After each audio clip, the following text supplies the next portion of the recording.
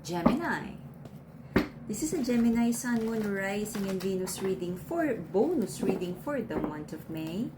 For your personal reading, kindly send me a direct message. Kamusta mga Gemini? Kamusta? Nakapag-decide na ba ang mga laging confused? Nakapag-commit na ba ang mga Gemini? Or nagdadalawang isip pa rin? Napaka-busy ng mind ng mga Gemini, no? Ano ka meron para sa mga Gemini? This bonus reading. May bago bang ganap? Or karugtong lang to ng ating May reading? Okay, last three shuffles. Gemini, Sun, Moon, Rising, and Venus reading for the month of May. Let's see kung ano meron para sa mga Gemini. Bonus reading for the month of May. Okay. Ingat sa mga scammers. Hindi po ako magme-message sa inyo isa-isa. Sa mga old clients, alam nyo na ang nag-iisa kong number. Kapareho yan ng aking GCash. If in doubt, message me first. Alright? Gemini. Pagmamahal na totoo. Totoo naman pala yung love eh. Bakit ba? Bakit ba nako-confuse? This is a Gemini energy, the Lover's card. This is a very strong soul connection.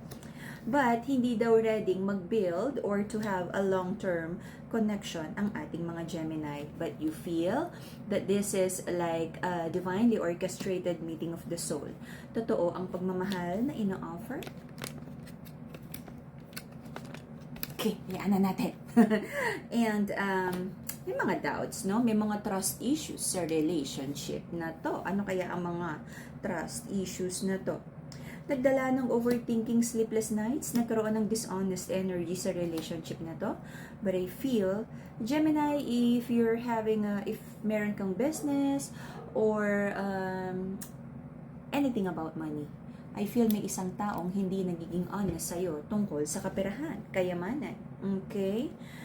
There is a feminine energy dito na gusto niyang ayusin ang relationship na to. But right now, sabi ng feminine, she feels na parang pareho lang yung energy. Kinu-question niya, may nabago nga ba? Gemini energy, the Lover's card. Okay, ang sabi ng feminine, gusto niya ng stability, pero kahit daw nagkaroon ng reconnection, reconciliation, nakabaliktad ang reconnection card, hindi niya maramdaman ng stability at security, at kung totoo ba daw mangyayari tong happy energy na to in the future. Okay? Hindi naman talaga nagmamanifest for now ang mga Gemini ng love. Confused, no? But nag-o-offer ng love sa person na to, though kahit nag-o-offer ka ng love, hindi ka sigurado kung ito ba talaga ang gusto mo. Bakit? Ginagawa mo lang ba itong like temporary person hanggang mahanap mo yung taong gustong-gusto mo? Or parang trial period, tinitingnan mo kung gusto mo talaga to, and eventually you'll decide kung talagang gusto mo or temporary person lang siya. Okay? Nagkaroon ng sad energy here, paulit-ulit na sadness because someone is so confused about this connection. Hindi mabigyan ng stability, hindi maramdaman ang sincerity. Sabi ng masculine, natatakot siyang magbigay, mag-commit, baka daw sa dulo, hindi rin naman daw. Tama din naman, okay? I feel this love connection is too young, very young love connection. It could be like hindi pa talaga ready to commit, or kakikilala pa lang. It's like the Geminis want to know more about this person, your person, kung talagang magkakasundo kayo. Kasi takot na baka pag nagbigay ng commitment, biglang nagkaroon ng revelation kung ano talaga yung totoong ugali. Which is tama lang din naman. Okay? The reason for the reading in the past, nagkaroon ng mga dishonest energy here. Paulit-ulit na lang daw. At marami ding question sa relationship na to hanggang ngayon, hindi pa rin napag-uusapan. Di umano. So, recent past. Sabi ng feminine sa connection na to, gusto na, very valuable daw ang connection na to, and hopefully, makita din daw ng masculine yung halaga niya. Ouch! Nagkaroon daw ng paulit-ulit na reconnection, reconciliation, inakala ng feminine na totoo na masaya, na long term, but I feel, naging temporary at naging very shaky and flaky ng energy of on and off, on and off. Hindi mahanap ang fine-tuning. The reason for the reading, merong prayers and manifestations here na sabi ng mga Gemini, go with the flow, go with the flow. Huwag masyadong excited, huwag masyadong nauna. Gustong manigurado ng mga Gemini. gustong mabuild ang friendship, gustong magkakilalang mabuti, which is again the right thing to do. Gemini, I feel may mga bagay din sa'yo na kailangan mong baguhin. Personal accountability, personal growth, but I feel nagkakaroon ng resistance sa side mo. Ano ba yung mga bagay na dapat mo nang na-outgrow, na dapat nagkaroon ka ng personal development and growth, but para sa'yo, hindi pa right now? Why? Is it really hindi pa? Or hindi ka lang ready? Okay? May mga bagay and habits and toxicity kang dala na hindi nakakabuti para sa'yo at hindi in alignment sa personal growth, pero nahihirapan kang tanggalin. Your person feels disappointed, broken-hearted. Sabi niya, tapos na ba daw talaga ang connection na to? Ibinigay naman daw niya yung lahat. Gusto niyang magkaroon kayo ng kasunduan. Gusto ng person mo ng commitment, long-term plans, engagement, kasal, living in together. Naging honest daw yung feminine kung ano yung gusto niya. But napakaraming toxicity sa relationship na to.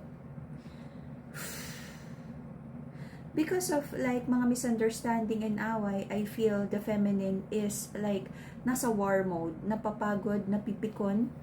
She's expecting na magkaroon ng transformation sa relationship na to. Because nung nagkaroon daw kayo ng temporary separation, at nagkaroon ng reconnection, umasa yung feminine na okay na sana. Pero bakit daw parang naglolokohan? So, sabi ng mga, meron kang mga doubts, tama ba daw talaga? Sabi ng mga Gemini, tama ba na maging honest, maging brutally honest sa person? Kasi natatakot din mga Gemini kapag naging sobrang honest, parang nami-misinterpret, nagkakos lang ng away, nagkakos lang ng misunderstanding. And parang yung honesty parang tinatanggal na sa sa equation, because it feels like parang hindi naman daw nakakabuti, hindi naman daw nagkakaintindihan, hindi nakukuha yung goal every time na nag-uusap. Okay? So, until the end of August, I feel both of you would hold back sa attention, sa love. Gemini, if you're expecting like, Gemini season, magba-birthday, kung nag-e-expect ka ng mga taong like paghahandaan yung birthday mo, regalo, may malaking sorpresa ako nakikita para sa'yo. Okay?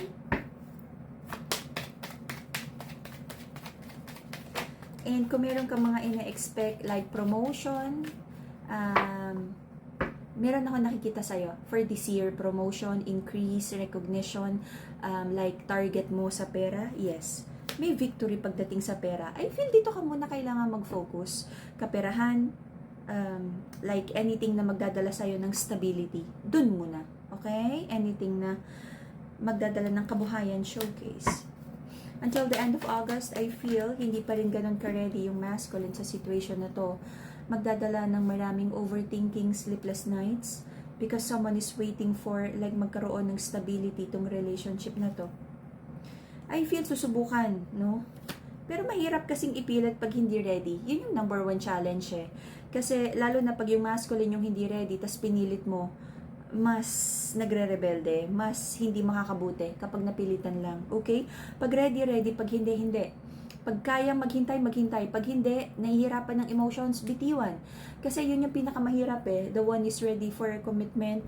Yung isa is hindi pa. Nagsisimula pa lang mag-explore and kilalanin ang sarili. Alamin ko anong pangarap. Diba? Na parang, lalo na kung kakagraduate pa lang, or hinahanap pa kung sino siya, kinikilala anong gusto, saan papuntang career.